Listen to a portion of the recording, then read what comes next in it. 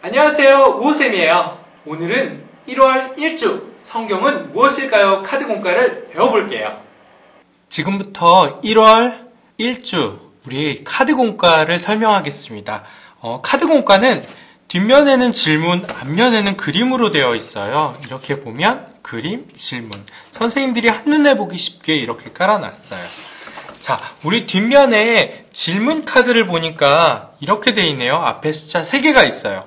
첫 번째 1, 두 번째도 1, 세 번째도 1이에요. 그런데 두 번째 카드를 보니까 숫자가 달리 적혀 있어요. 첫 번째 1, 1, 2, 세 번째는 1, 1, 3, 네 번째는 1, 1, 4. 자, 이 숫자는 어떤 걸 의미하냐면요. 앞에 숫자는 월, 편을 나타내요. 1편, 1월. 두 번째는 주차를 나타내요. 그리고 세 번째는 카드의 번호를 나타내요. 그래서 1월 1주차의 첫 번째 카드는 111 이렇게 쓰고요. 1월 1주차 두 번째 카드는 112, 세 번째는 3, 네 번째는 4 이렇게 우리가 카드를 표기해 놨습니다. 자, 우리 뒷면을 한번 볼까요? 자, 뒷면은 이렇게 그림으로 되어 있어요. 자, 이 카드를 지금부터 아이들과 어떻게 우리 공과 교재로 사용할 수 있는지를 한번 선생님이 설명해 드릴게요. 자, 아이들 카드 공과 교재에 있는 카드를 하나씩 이렇게 다 뜯으세요. 자, 뜯고 선생님들은 이렇게 다 걷는 거예요. 자, 아이들에게 이렇게 걷습니다. 그리고 카드를 이렇게 모둠을 만들 거예요. 자, 어떻게 모둠을 만드냐면요. 자, 지금은 1, 2, 3, 4 이렇게 순서로 되어 있는데요. 이렇게 놓지 않고요. 아이들 첫 번째 카드만 다 모으세요.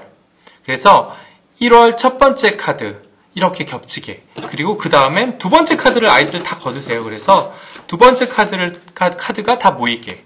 자, 그리고 세 번째 카드를 다 걷으세요. 그리고 세 번째 카드를 다 걷어서 그 밑에. 그리고 마지막 네 번째 카드를 다 걷어서 이렇게 아래에 놓습니다. 그리고 카드를 선생님 가운데다 이렇게 내려놓으세요. 자, 그럼 이제 공과가 준비가 다 되었습니다. 자, 그럼 지금부터 첫 번째 카드 공과 시작하도록 하겠습니다. 자, 이것은 무엇일까요? 맞아요. 성경책이에요. 요즘은 크고 다양한 성경책들이 있어요. 심지어는 휴대폰으로 보는 성경책도 있지요. 모두 다 성경이라고 말할 수 있어요.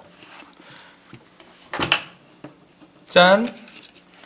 자, 이것은 뭐죠? 맞아요. 아까 본 그 성경책이에요. 성경책은 총 몇 권으로 되어 있나요?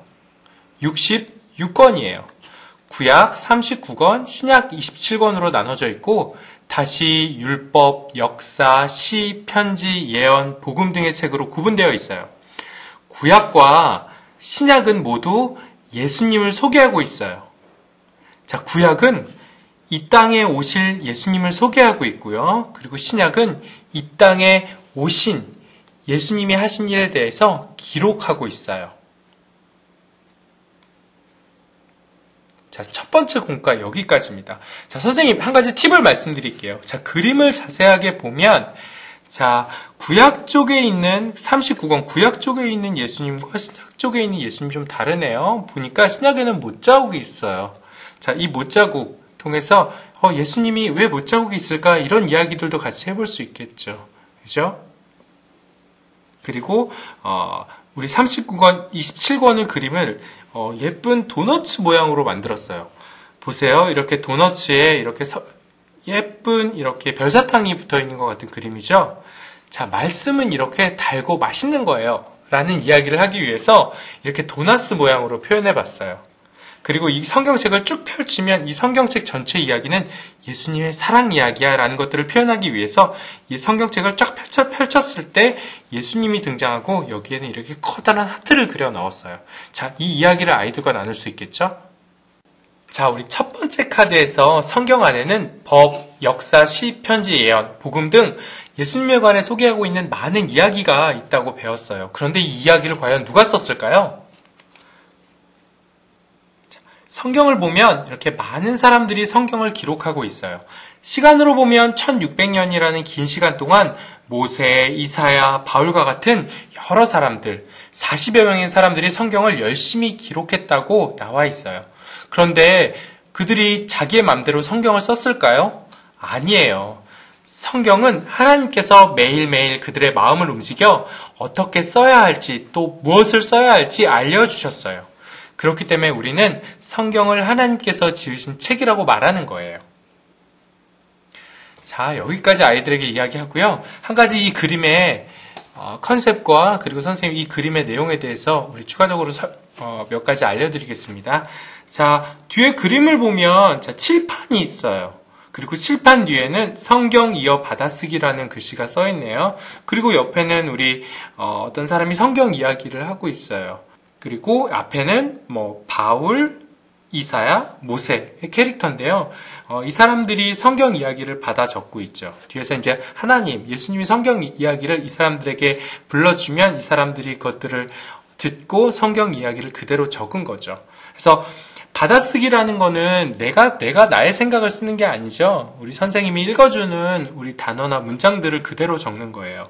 맞아요. 성경도 마찬가지예요. 우리 하나님이 우리 바울, 모세, 이사야 등 성경의 수많은 사람들에게 이렇게 마음의 감동을 통해서 불러주신 이야기들을 그대로 적은 게 바로 성경이다라는 의미에서 이렇게 받아쓰기라는 컨셉으로 우리 그림을 그려봤어요. 우리 앞에서 우리 성경은 이렇게 수많은 사람들이 썼다라고 배웠어요. 그렇다면 좀 더 들어가서 이런 성경 안에는 또 무엇이 담겨 있는지 한번 살펴볼게요. 자, 우리 일기장에는 무엇이 담겨 있나요? 맞아요. 나의 이야기가 담겨 있어요. 그러면 역사책에는 무엇이 담겨 있나요? 맞아요. 나라의 이야기가 담겨 있어요. 그렇다면 성경에는 무엇이 담겨 있을까요? 짠! 앞에서 배웠죠? 성경은 하나님과 우리의 사랑 이야기가 담겨 있어요. 그리고 그 이야기의 중심에는 바로 예수님이 있어요. 우리는 예수님을 통해 하나님께서 우리를 얼마나 사랑하는지를 확인할 수 있답니다. 하나님의 사랑을 눈으로 직접 확인하기 위해서는 먼저 성경을 봐야 하겠죠? 자, 네 번째 카드. 자, 우리 앞에서 성경을 통해서 우리가 하나님의 사랑을 눈으로 직접 확인할 수 있다고 배웠어요. 그런데 성경을 읽어야 하는 또 다른 이유가 있어요. 그것은 디모데 후서 3장 16절에 나와 있어요. 우리 찾아서 한 목소리를 읽어봐요. 모든 성경은 하나님의 감동으로 된 것으로 교훈과 책망과 바르게 함과 의로 교육하기에 유익하니. 자, 성경은 하나님의 사랑을 확인할 수 있기도 하지만 우리가 하나님의 자녀로 올바르